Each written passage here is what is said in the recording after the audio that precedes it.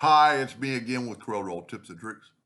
I've made this video about this pattern several times, but I never really thought about making like three different colors. It really makes it stand out. I mean, especially with the gray or the white. Really easy to make, just like normal. You'll take a screenshot of that right there. That's what you need. Take an ellipse, it doesn't really matter what size, and hit P, put it in the center of the page. Take that one and Control D and then move it up, just holding down the control button so it's somewhere in that area. Now, if you Control D again, it's going to put another one up there.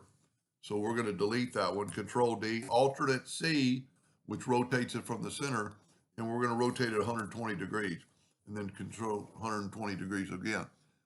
And then all you do is take your Smart Fill tool and fill in that spot. And then let's move these out of the way. And let's take this first one, let's make it smaller. And we're going to go ahead and let's make it blue. And then we're going to get the interactive fill tool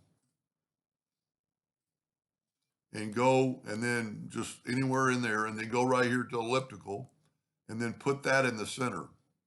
But really we want blue on the outside, on the inside, and a dark on the outside, so it looks like it's going into the bisque. Let's make it a little bit smaller still.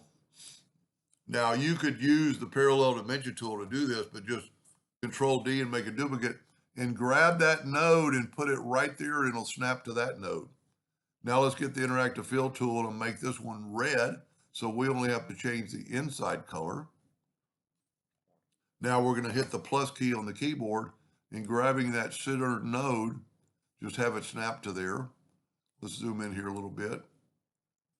And let's grab that one, go up to the interactive fill tool and turn that into a white. Now it's going to look like a gray because of the black. And that's all you need. Control G to group it, Control D to duplicate it, and then just take this center node right there and have it snap to right there. Well, it's almost easier to take this one and have it snap to the center. Now, if you hit it the first time, it'll do that. Now, Control G to group it, Control D to duplicate it. And you could definitely use some math for this. Now, we went at an angle, so we're going to Control G, Control D, and then this time we're going to come straight down, and then that way it won't do it again. Now, if you want it squared off, just select them all, go up to Object, Group, and select them all, go up to Object, Group, and ungroup all, and then just take away these outer ones that are hanging over. And there you have it. Now, if you want a black box around it, let's go ahead and group these, Control G, hit P to put it in the center of the page, and just take a rectangle, doesn't matter what size, make it black, go up to Object, Order, Back a Page, and you get that look. See, I probably did a little bit more dark this time. So this actually looks like they're bending into the bisque, as I call it. I think they're really the same, pretty close.